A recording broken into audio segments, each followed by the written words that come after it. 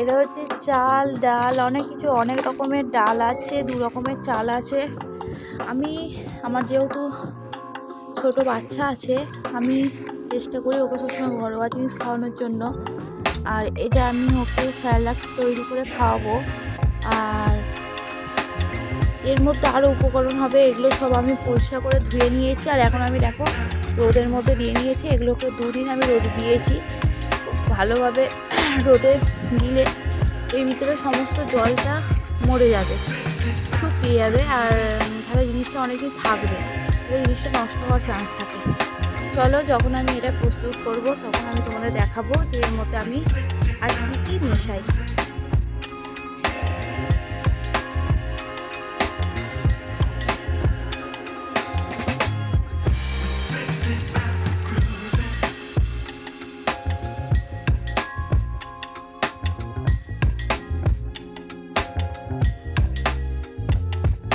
তোমাদের বলেছিলাম দেখো মেয়েটার খাবার তৈরি করব, এর জন্য এখানে 2 রকমের চাল, 3 রকমের ডাল, মুগ ডাল, মুসুর ডাল আর ছোলার ডাল, এগুলো ভালো করে ধুয়ে দিয়ে ভালো করে রোদে দিয়ে নিয়েছি।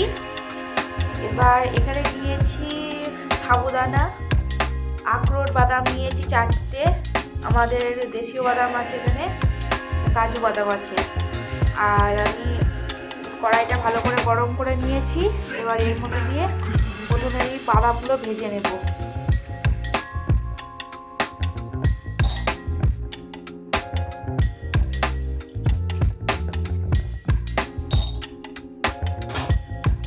দেখো বাদামগুলোকে আমি হালকা ভেজে নেব।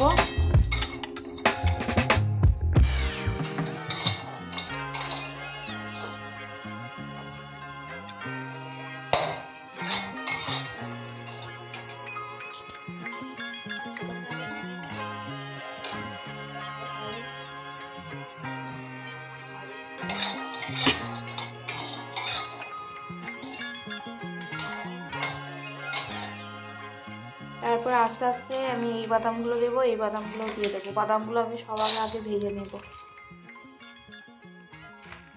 যেহেতু সাবুদানাটা ভাজতে লাগে না, তাই আমি একবারে গুঁড়ো করার সময় দিয়ে দেবো।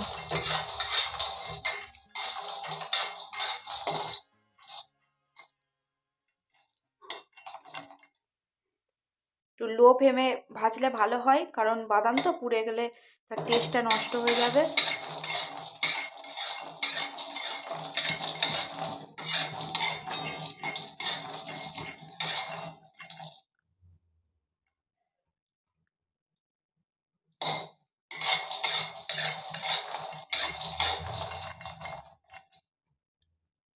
আমি চাল ডালগুলো দিয়ে দিলাম, বাদামগুলো আমার ভাজা হয়ে গেছে। এটা তো আমি সব চাল ডালগুলো দিয়ে দিলাম, এগুলো একটু লাল লাল করে ভেজে নেব। এই যে বাদামগুলো আমার ভাজা হয়ে গেছে।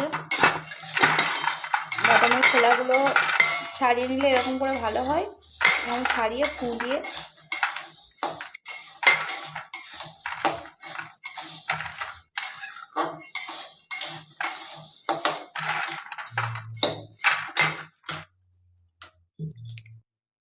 সব কাজটাই লো ফ্লেমে করা দরকার, কারণ পুড়ে গেলে তার টেস্টটা নষ্ট হয়ে যায়।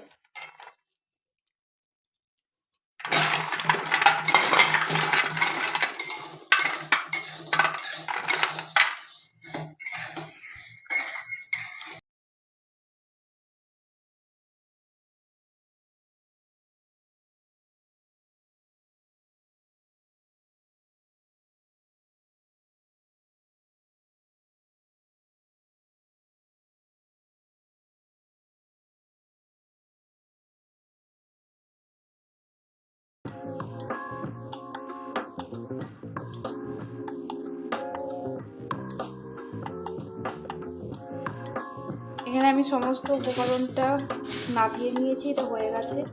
প্রচণ্ড গরম, এই যে সাবুদানা পরিমাণ মতোই নিয়েছি, অল্প করে সাবুদানাটা এখানে মিশিয়ে দেবো। চলো আমি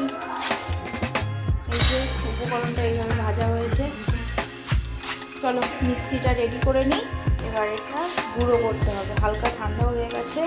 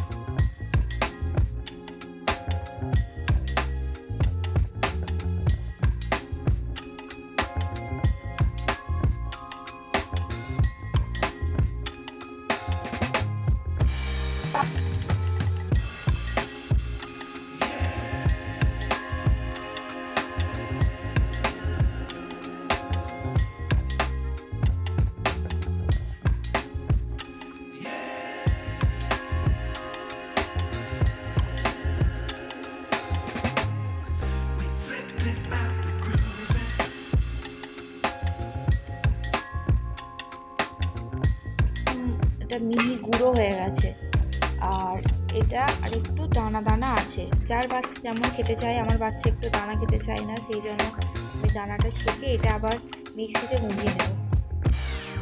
আর এটা একদম গুঁড়ো হয়ে গেছে। এই রান্নার প্রসেসটাও আমি দেখিয়ে দেবো, ঠিক আছে? তো চলো দেখতে থাকো।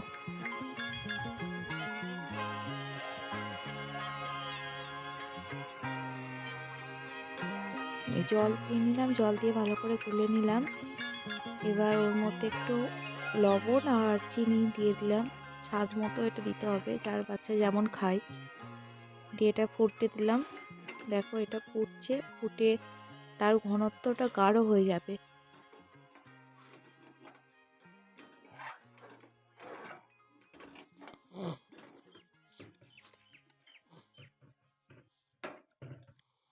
আর দেখো চলে এসেছি। এবার পরিমাণ মতো ওই খাবারটা নিয়ে, স্যারেলাক্সটা নিয়ে, পরিমাণ মতো দুধ নিয়ে এটাকে খাওয়ানো যাবে।